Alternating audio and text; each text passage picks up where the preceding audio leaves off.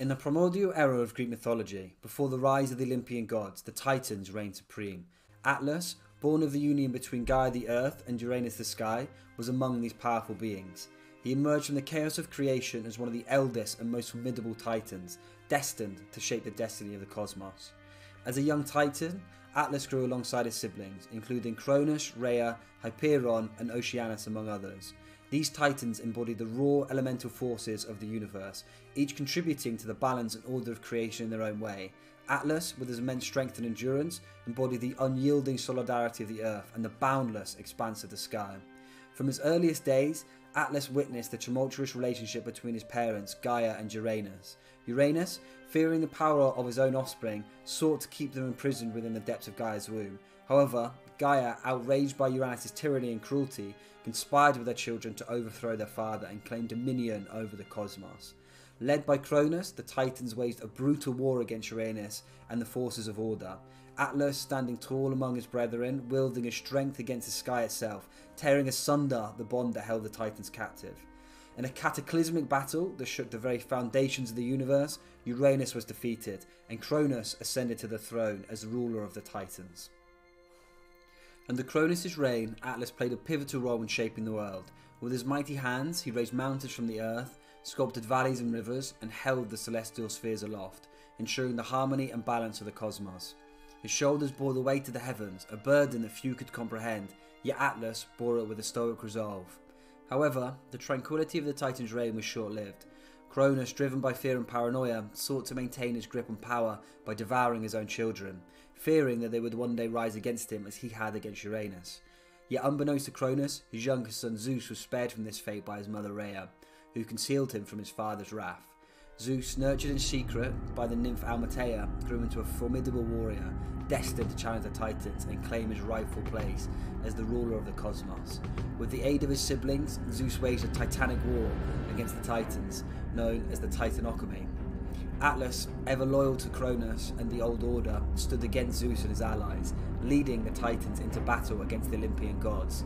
The clash of titanic forces rent the heavens asunder, casting the world into chaos and upheaval.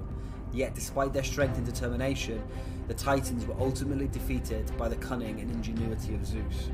With the Titans vanquished and the Old Order shattered, Zeus ascended to the throne as the ruler of the cosmos, establishing his dominion over the heavens and earth, casting down the Titans, consigning them to the depths of Tartarus, a dungeon made for pain and torment in the lowest parts of the underworld. For Atlas, however, Zeus reserved a fate unlike any other. Recognising his formidable strength and indomitable will, Zeus decreed that Atlas would bear a burden befitting his stature. Instead of joining his fellow Titans in the depths of Tartarus, Atlas was tasked with a weighty responsibility to hold aloft the heavens themselves, preventing them from collapsing upon the earth and plunging all creation into chaos. The burden laid upon Atlas was not merely physical, but also symbolic, a punishment that embodied the Titan's defiance and the consequences of his actions. To bear the weight of the heavens was to shoulder the consequences of the rebellion, to endure an eternity of suffering and isolation. And yet, despite the enormity of his task, Atlas accepted his fate with grim determination, his resolve unbroken even as his muscles strained beneath the colossal weight of the earth. For countless eons, Atlas stood as a solitary sentinel, his form towering above the mortal realm, his gaze fixed upon the distant horizon. He became a symbol of endurance and stoicism, a reminder of the cost of hubris and the inexorable march of fate. Yet amid the loneliness and despair of his solitary vigil, Atlas found moments of fleeting respite, brief encounters with mortals whose lives intersected with his own in unexpected ways. One such encounter came in the form of Hercules, the legendary hero whose exploits were the stuff of myth and legend. In Ovid's Metamorphosis, the story of Atlas and Hercules is recounted in Book 4. Hercules was the son of Zeus, born to a mortal woman named Alcmene, who was renowned for his incredible strength and his numerous feats, known as the 12 Labours, which he performed as a penance for killing his wife and children in a fit of madness induced by Hera, Zeus's wife. After realising the tragic consequences of his actions, Hercules was overwhelmed with grief. Seeking redemption, he turned to Apollo for guidance. Apollo advised Hercules to seek absolution by becoming a servant to King Eurystheus. Upon approaching King Eurystheus, Hercules was tasked with completing 12 arduous labours.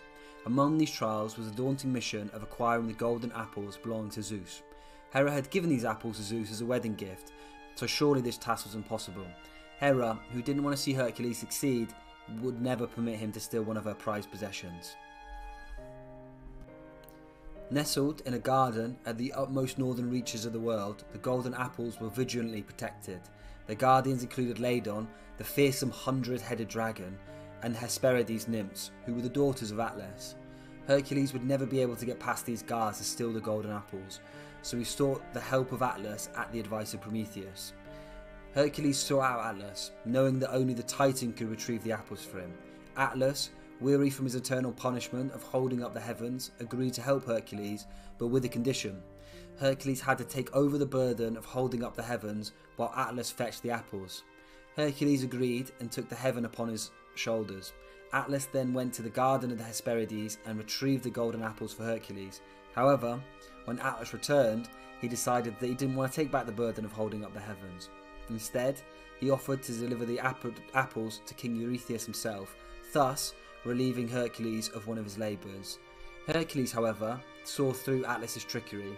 He pretended to agree, but asked Atlas to take the heavens back just for a moment so that he could adjust his cloak to make it more comfortable. As soon as Atlas took the heavens back, Hercules seized the opportunity and grabbed the apples. He then left Atlas to resume his eternal punishment, while he returned to King Eurystheus to complete his labour. Yet, for all his strength and resilience, Atlas was not immune to the capricious whims of fate. In the fullness of time, he would encounter another hero whose fate was inexorably linked to his own, the valiant Perseus, the mythical hero best known for slaying Medusa. It was during his wanderings that Perseus came upon Atlas, the Titan who bore the weight of the heavens upon his shoulders.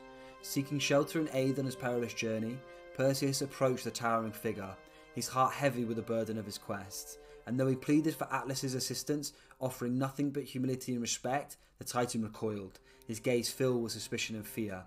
For Atlas knew of a prophecy that foretold of a son of Zeus's stealing his golden apples from his orchard, and with them the giant's honour.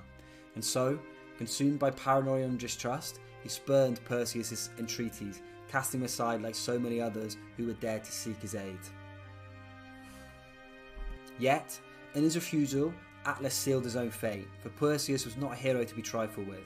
Armed with the severed head of the Gorgon Medusa, Perseus turned his gaze upon the Titan, his eyes filled with steely resolve. The mere sight of Medusa's severed head was enough to turn Atlas into stone. In an instant, the mighty Titan was transformed into a colossal mountain range that is now known as the Atlas Mountains of Morocco, his figure forever etched into the landscape as a monument to his defiance. Thus ended the tale of Atlas, the Titan who bore the weight of the heavens upon his shoulders. His story is a cautionary one, a reminder of the consequences of defiance and the inexorable march of fate. And though his form may stand as a silent sentinel, his legacy endures, a testament to the enduring power of myth and the eternal struggle between gods and mortals.